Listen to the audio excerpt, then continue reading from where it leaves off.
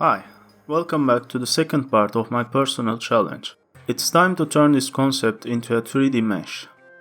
As usual, I have this little frame from PureRev staying on top of everything, but I set up OBS not to capture it, so you won't see it. In this episode, I will model its body, arms, and branches using Blender. This is rather straightforward procedure with polygonal modeling. Creating leaves, however, will require a special trick using particle system and work in conjunction with texturing. It's a bit complex technique, which is why I will cover that for the next episode. So without further ado, let's get started. First thing I do is to estimate height of the tree. Let's take this default cube as 1 meter.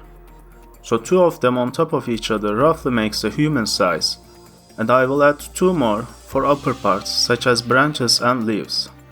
Since these cubes are only for reference, I will change the object display to wireframe and rotate cubes just a little bit to better see them. I started with blocking out the body using the default cube. I only need outline of the tree at the moment, so I'll keep details as low as possible.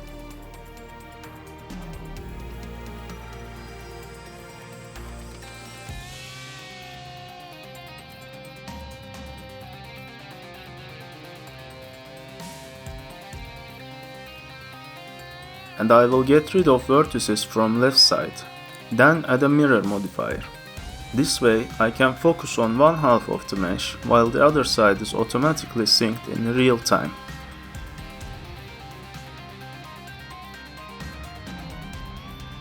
Body of this tree will be relatively rigid. It won't twist and bend too much like a humanoid, so I'm giving it very long arms to reach its enemy. See how I bend just middle of the arm like an elbow?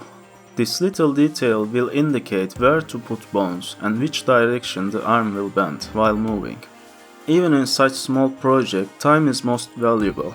Planning several steps ahead is crucial if you don't want to go back and fix things.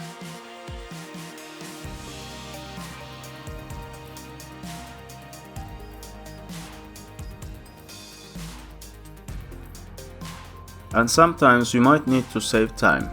In this instance, I'm keeping edge loops on the claw symmetrical on every axis. You'll see that when I go back and make quick adjustments to the fingers, such as changing size or thickness, it will only take several seconds. It's because I'm using individual origins as pivot point, so I will only need to modify one edge loop instead of 4. I also kept the claw separate from main body just in case I screw things up and need to start over. This way I wouldn't have to worry about accidentally selecting and deleting necessary polygons from the body. When I'm satisfied with the claw, I will merge it with the arm using breach edge loops command. This command works best when 2 loops have the same amount of edges, so I added 2 more cuts to the arm.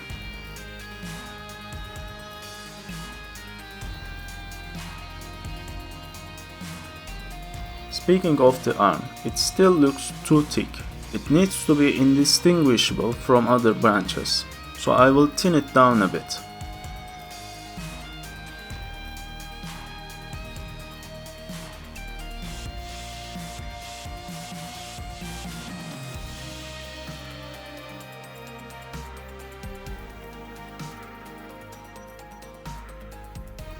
And also, the body needs to look like a tree trunk rather than a human.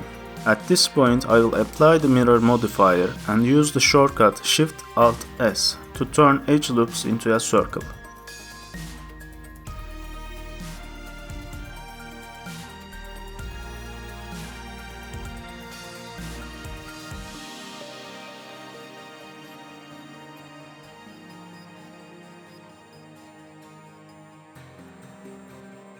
Remember, our concept had a thick and a thin arm for different attacks.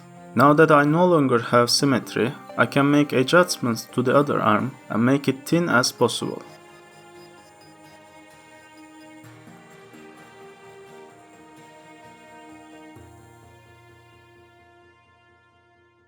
For branches on upper body, I will use Bezier Curves. It's because I will have more control over polygonal modeling.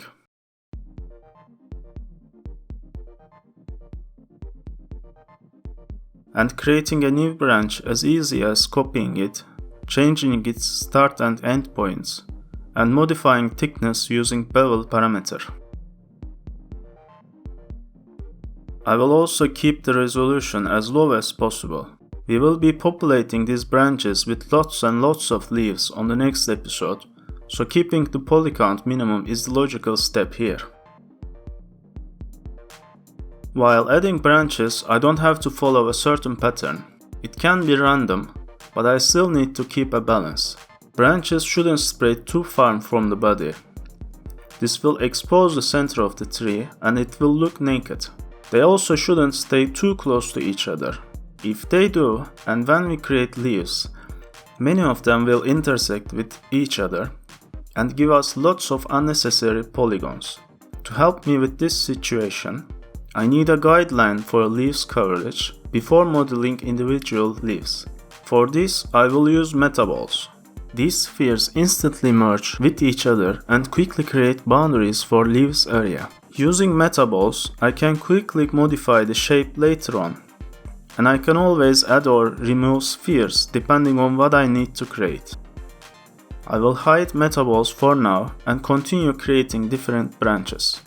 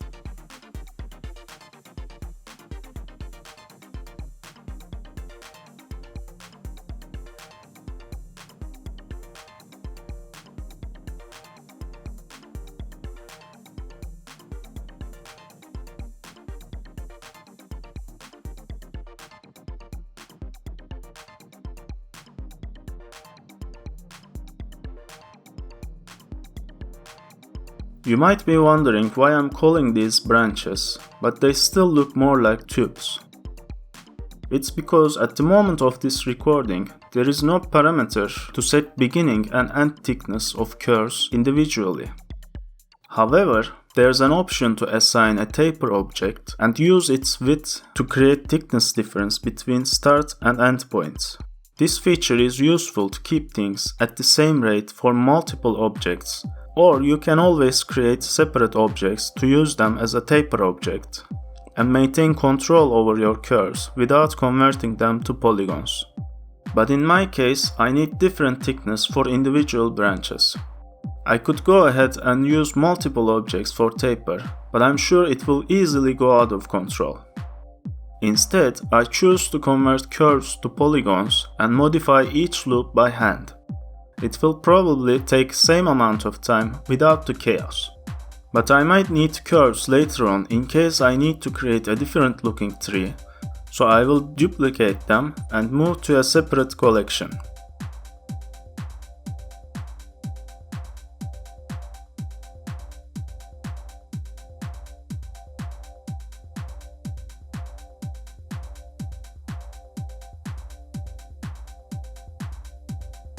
Now I will convert these curves to polygons and begin closing gaps. While doing that, I will also resize edge loops.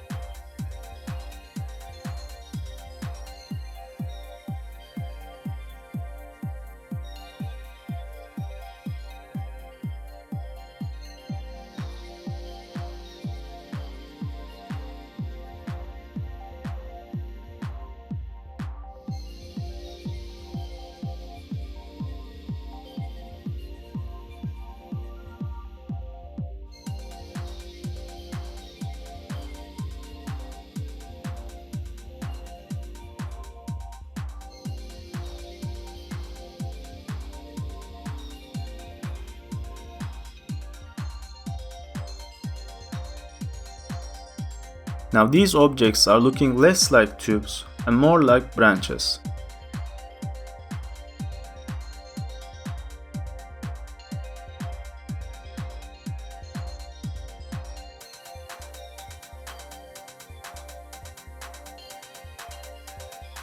Some areas are looking too sharp at the moment, so I will use to-sphere shortcut I mentioned earlier to smoothen them out.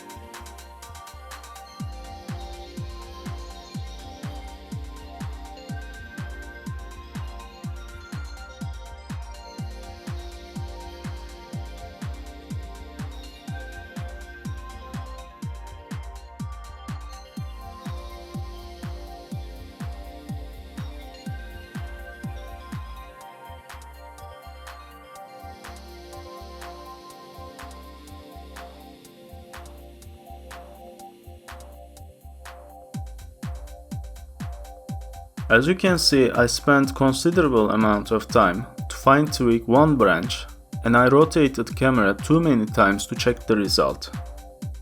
There's always more than one way to do things. This time, let's place the 2D cursor in the middle of the first edge loop of the branch and set it as a pivot point for rotation. This way it's much faster.